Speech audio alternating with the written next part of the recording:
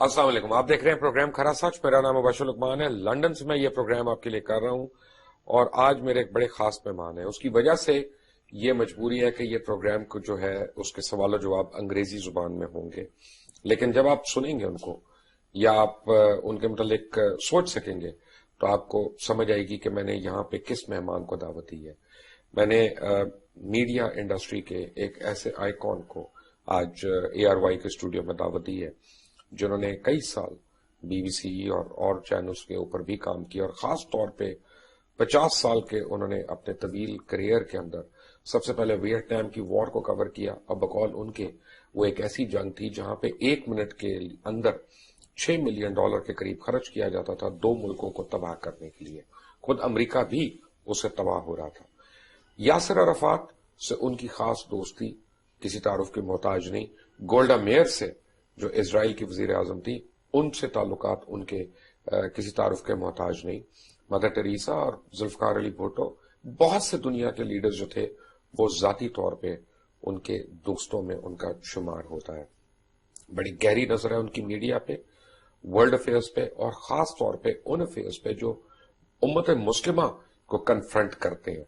मैं आपको एक एग्जांपल देता हूं कि बहुत साल पहले एक अमरीकी सदर ने, मैं कोशिश करूंगा कि आज उनका नाम इनके मुंह से आपको सुनवा दूं, एक अमरीकी सदर ने इनको यह टास्क दिया कि पीस इनिशिएटिव जो है इजराइल और फलस्तीन के दरमियान उसमें ये अपना रोल प्ले करें, और इन्होंने किया, काफी किया। हमें ज्वाइन कर रहे हैं BBC पे कई साल पैनोरामा प्रोग्राम करने वाले Alan Hart. Alan, thank you very much and thank you for joining us today. I know it's a holiday today, but still we managed to drag you out of There's no such thing as a holiday. There's no such thing as a holiday. But is there such thing as democracy over here? We crave for democracy in Pakistan. Do you have it in Britain? What a wonderful starting question. It's my belief, Mubashir, that democracy exists nowhere in the world. Not even in Britain? Not even in Britain. Let me tell you why. In many countries we have the framework of democracy but not the substance. For democracy to exist, the peoples of nations, the voters, need to be informed enough about all the critical issues to call and hold their leaders to account. There is no country in the world where that is true. And what irritates me so much is that when I joined ITN as a very, very young journalist, it's great. These were the days when ITN was beating the BBC night after night. Its great editor-in-chief said to me, he gave me the mission statement in one short sentence. He said, our job is to help keep democracy alive. Now, I believed that then, and I was thrilled. But as I went on, learning about the real world, travelling in the real world, I came to the conclusion not only that there was no democracy anywhere in the world, but that the mainstream media has betrayed democracy. I'll come to the mainstream media, but can I ask you a very irritating question? Because every Brit would sort of hit the roof, once I ask this question. Why pretend about democracy when taxpayers' money is going to pay for royalty and their excesses? Well, you mean in our country, our Queen Elizabeth? Yeah. Well, my understanding is that the monarchy actually, by drawing tourists and everything, earns a great deal of money for the country. Now, so it's a tourist attraction. Yeah. It's more like a film. It's like the Universal Studios in Orlando.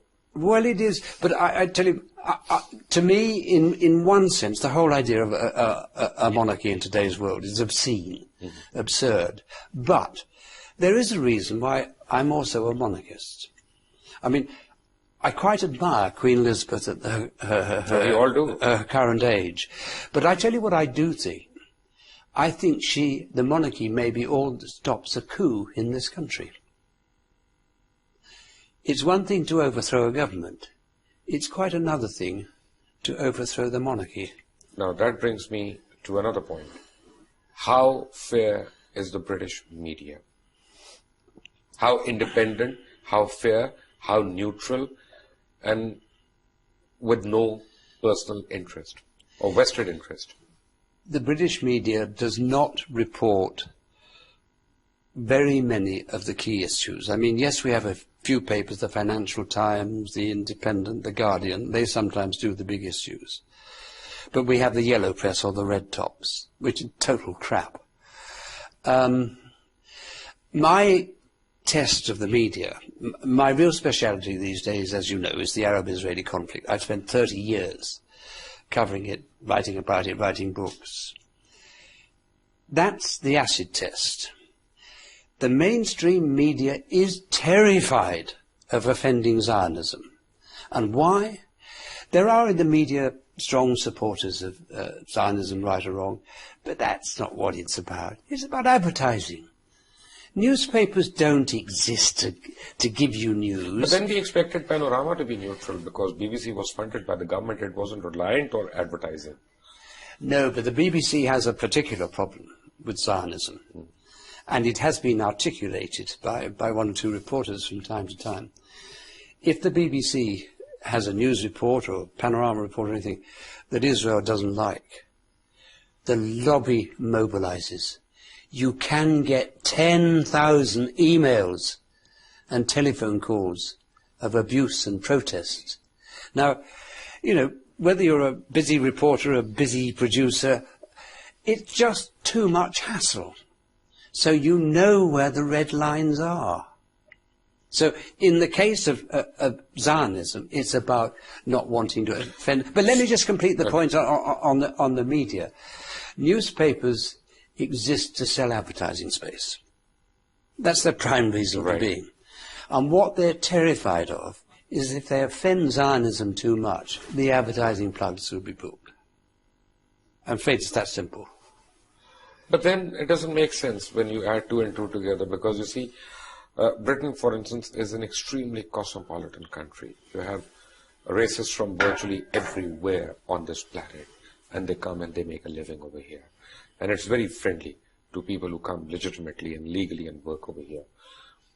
But then there are millions of Pakistanis, and I see them deprived of their rightful share by the media.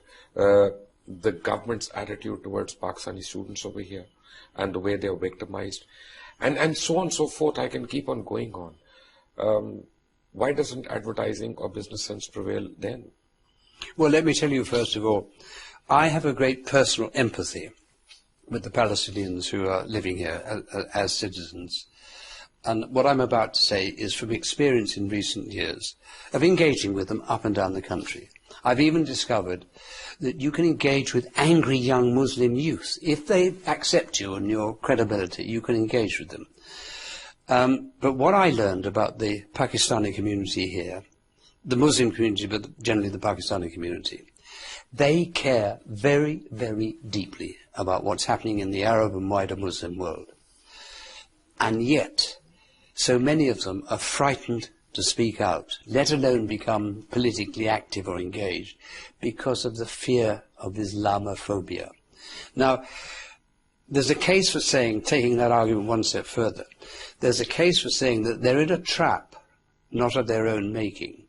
Because for the last 20 years or so, it has been American-led, British-supported foreign policy that was the recruiting sergeant for violent Islamic fundamentalism.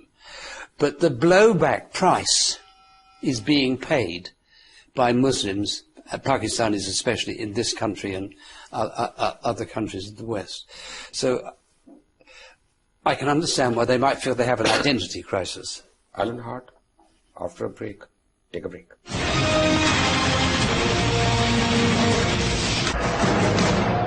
Welcome back from the break. On a personal note, let me, I don't know how to phrase this question, but you were engaged on a personal level by a former American president to broker a peace deal between Israel and Palestine. Obviously you failed because there's still no peace. Who do you think was more stubborn, the Israelis or your personal friend Yasser Arafat? Well, first of all, it's not quite correct to say I was engaged by a president. But you asked. I became involved because President Carter... happily involved, let's put it. Yes, very quickly. The background was this. In the end of 1979, Arafat sent a letter to the Security Council in which he said, I'm ready to make peace on the basis of 242. It was received by the British ambassador, Andrew, I told you his name a little while ago, I've forgotten his name, received by the British ambassador, Ivor Richard, and he opened it, and he said, this is the biggest break in the situation since 48. He passed it to Andy Young, the American ambassador. He said, Ivor, I agree with you. He passed it to President Carter. Carter said, I agree with you both. Carter then tried to bring the PLO into the peace process. And he failed. Begin was Prime Minister in Israel. He activated the Zionist lobby in America. It caused Carter to back away. And to humiliate Carter, they made him fire Andy Young, who was his best friend.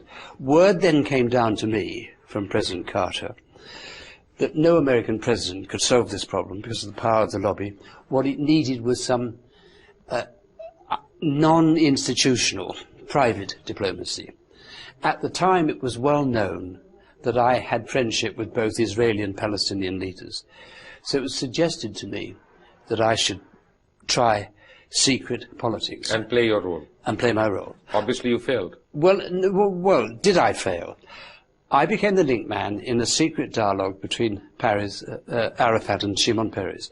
At the time, he was the leader of the opposition, hoping to win the next election and deny Begin a second term in office. Now, to cut a very long story short, we actually prepared the ground for what could have been a breakthrough. But unfortunately, against all expectations, Peres didn't win the election. Begin got a sub-term. Who is more stubborn? Oh, there isn't any question. I'm surprised that you ask it. Zionism is not remotely interested in peace. Never has been, never will be, on any terms the Palestinians can accept. Can I differ with you over there? Yeah. Can I? I mean, be the devil's advocate for a minute. Yeah. Talk about Zionism. Okay, Zionists have their own interests on hand, but what about your favorite Arabs? I mean, why does petrol have to be linked with a dollar? Why can't they make a bank of their own? Why can't they make a uniform currency of their own like the euro? What's stopping the Arabs from... Let's face it, they hate each other more than they hate Israel. Listen, you just used a word that makes me laugh. My favorite Arabs. Yeah. I am red flagged by all these bloody Arab regimes because... In my 3-volume book, Zionism, the Real Enemy of the Jews, to tell the truth about Zionism, you have to tell the truth about the Arab regimes.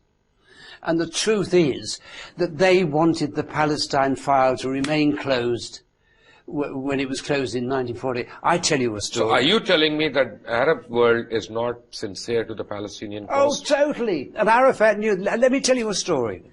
I knew King Faisal extremely well. I was the first Western correspondent to interview him, and I had private talks with him over the years until he was assassinated.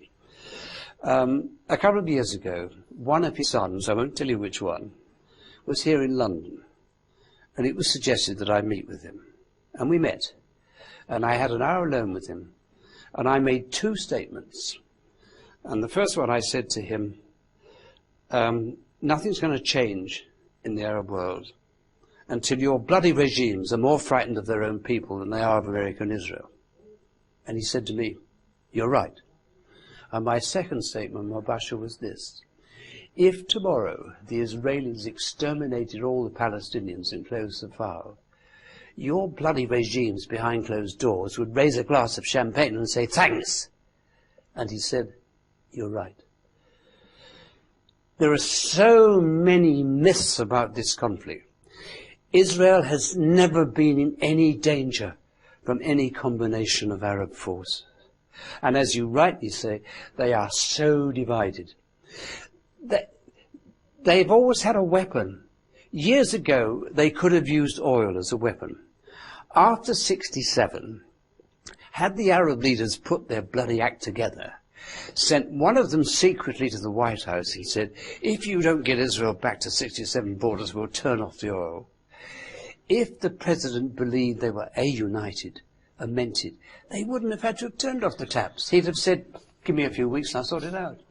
They don't know how to play their cards. Let's revisit the 6-Day War for 1 minute. Yeah.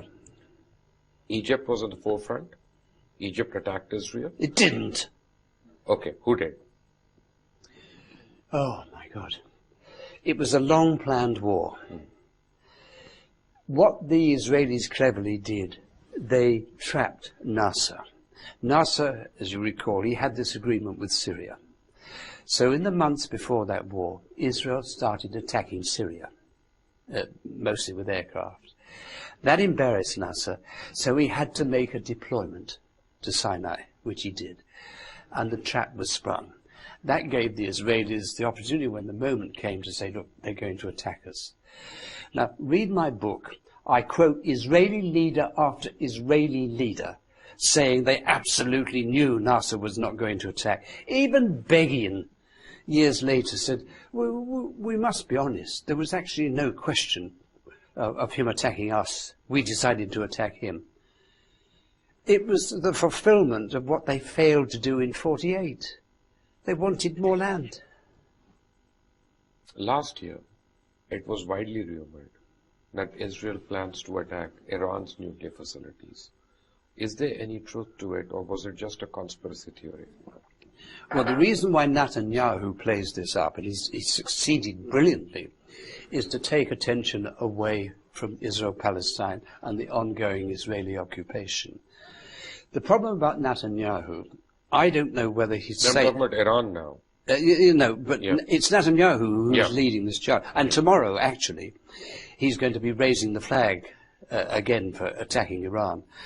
He's in Washington, as you know. He's going to meet Obama, and he's going to be the keynote speaker. He's going to tell him what to do. Well, I think he's going to say to Obama, look, I have no problem with this Kerry initiative. We're willing to sign on any piece of paper you give us because it's only about more talks. But, Mr. President, Iran is the real thing. You've really got to be serious about Iran. It mustn't have any nuclear... But will Mr. President listen to him because there is a new wave of diplomacy between Iran and the US? I think Obama truly, truly would like to screw Israel and screw the Zionist lobby. I truly, honestly believe that. But all American... Is the evangelical church that strong? It's a combination of AIPAC and various other manifestations of the all-Jewish Zionist lobby and the Christian evangelicals. Now, this is one of the sicknesses. The Christian evangelicals are probably the most anti-Semitic people in the world, actually. They use the Jews simply because they see them, the Israelis, as the instrument for bringing about Armageddon, the end of time. Now, what a fantastic deal this is. In their scenario, Israel initiates Armageddon, Jesus Christ comes back and says to the Jews, now you must make a choice. Renounce your faith or you're dead. What a deal. So let me rephrase this whole thing. I'm confused. The whole world and the Zionists, they are together on a one-point agenda to run down the Muslims of the world. And for some odd reason, the Arabs of the world feel closer to the Zionists than they feel to each other. What's going on? Well, I despair about the Arabs. I'm on the side of the Arab masses, and I'm very anti-Arab regime. As I said, I am red-flagged by the Arab regimes. A couple of years ago, I was invited with Ilan Pappé, you know Ilan Pappé, to go and make a presentation in Dubai, in Qatar. And we went, very successful. They promised us everything in the way of support for our cause, because we have to self-fund ourselves. That was fine. The ruler received one telephone call from one powerful Zionist in America, actually the guy who's helping Kerry put this piece together. And he said, you will have nothing to do with Ilan Pappé and Alan Hart. I despise the existing Arab order. They are so divided amongst themselves. They're driven, it seems to me, by pure greed. I don't understand the greed thing that the Arabs and the Pakistanis and the Indians have.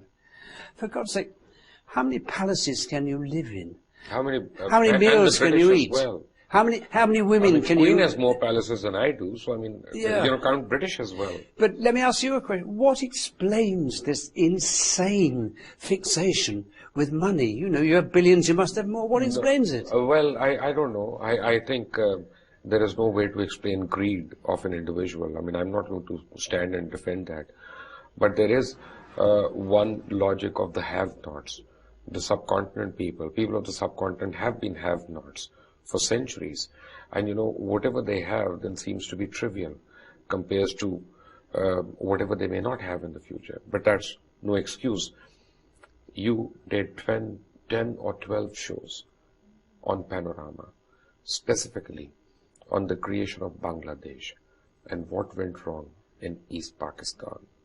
When I come back from the break, I want to know firsthand from you what actually happened in East Pakistan in 1971 when you covered it, and how can we avoid history being rewritten today. Alan Hart, after a break. Take a break.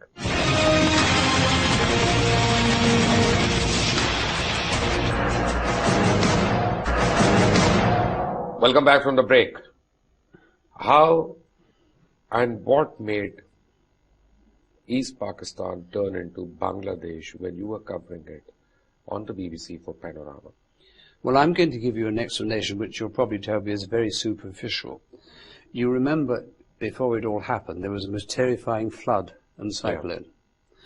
Well, I covered that cyclone too, and something on a scale I had never seen in my life before.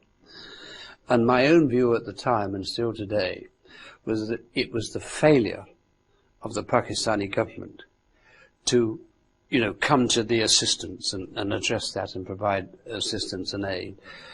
That was, I think, the straw that broke the camel's back and gave real oomph to the separatist movement. Not the rigging of the elections. No, that played a part.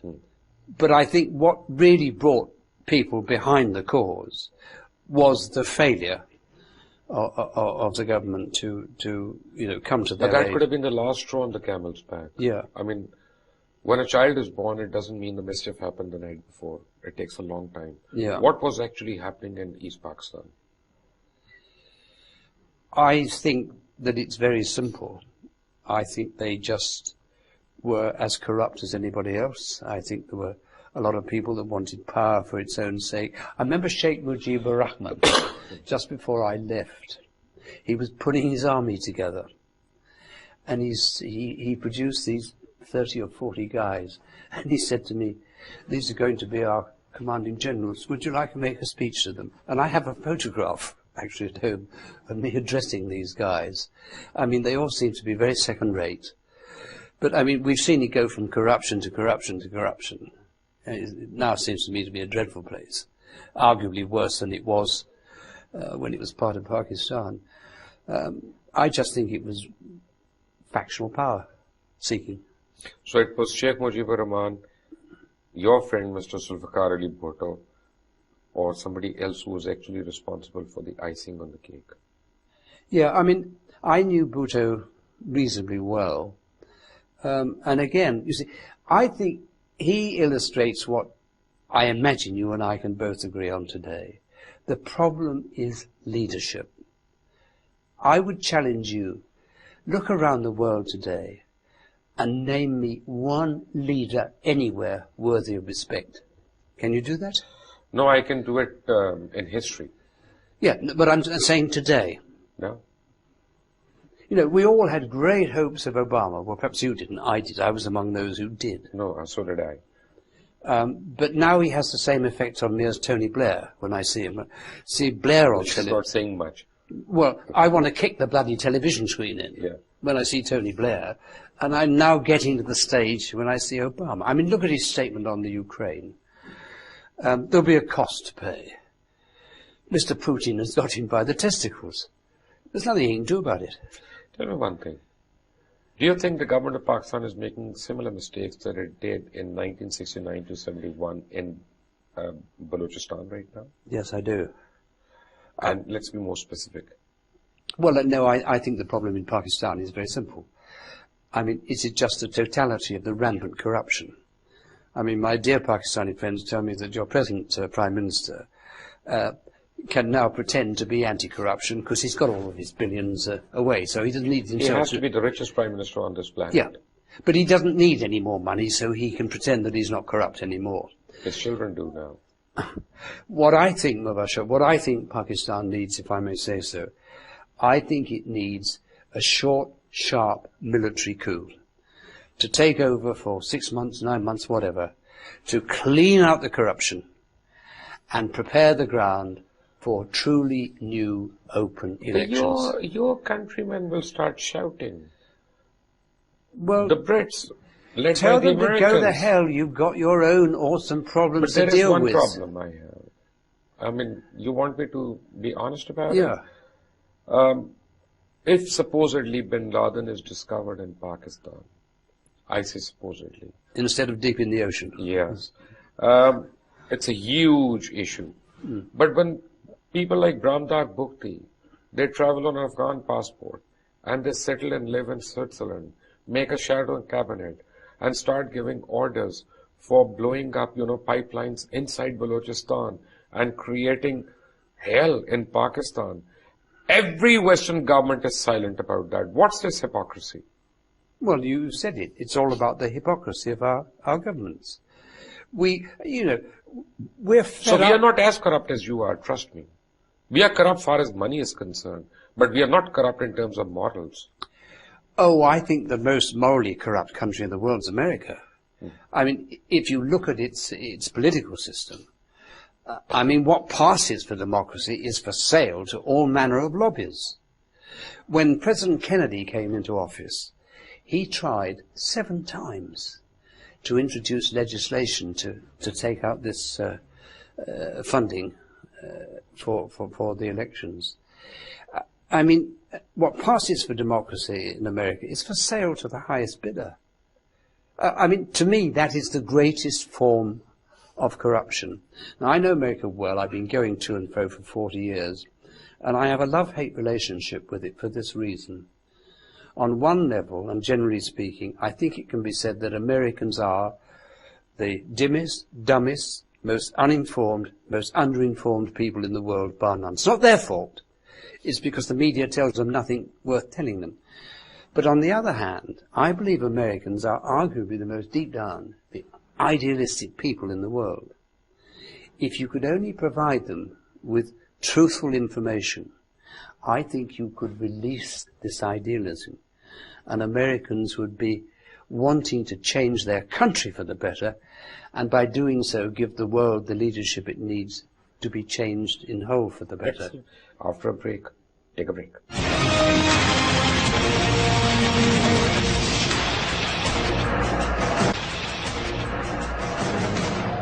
Welcome back from the break. Let me give a one-line summary to the American public because we're talking in English and that's an advantage. The interest of the American government in Balochistan is due to the mineral richness and due to the shale gas reserves it has and trillions of dollars worth of stuff in Recordake and everything. And they want it for themselves. Now the American public know it. Are they ready to believe it? That their own government is lying to them? Well, if you take, for example, 9/11, the number of Americans who no longer buy the American official story is going up and up and up. I think, I could be wrong, but I think it's gone up to nearly 40% now. So if you can get Americans... Thanks to a Michael Moore documentary. Yes, and thanks to the blogs and the things. So, Americans are capable of learning, but they have no means of getting the truth from their mainstream media. When I used to go to America a lot in the old days, there were only 4 networks. But they basically didn't report the world unless an American president was traveling or an American was being shot at. When I lecture and debate in America, I say on public platforms, my dear American friends, it's not that you don't know where Zimbabwe is. You don't know where Africa is. And they're not offended when I say that, because they're recognizing that I'm saying something that's true. It's very sad. Tell me, as a Pakistani, what should I do? How do I reach out to the Western media, and how do I tell the Western world that today there's a website that is being funded by, the rebels in Pakistan who want to break away Balochistan from Pakistan, that they are increasing their scaling attacks physically and otherwise ideologically in Pakistan, that we are fighting terrorism over there, and you and your governments are supporting those terrorists, especially led by Karzai, the clown over there who keeps on talking about everything except the terrorists that he breeds, and he starts blaming Pakistan for that. Now, who in the Western world is beginning to listen to this narrative. Well, I tell you, you have another problem. I mentioned earlier, and I think you agreed, the fear of Islamophobia and the silencing. There's another process that's at work throughout Western Europe as well as America. As the economic situation gets worse and worse, countries in the West need people to blame. You know, we blame the Irish, we blame the blacks. It's currently the Muslims' turn to be blamed. So that is part... At least we give you material for Hollywood films. Yeah. But that is part of the backwash of which we are now seeing. But your question was, how on earth do you get the truth across?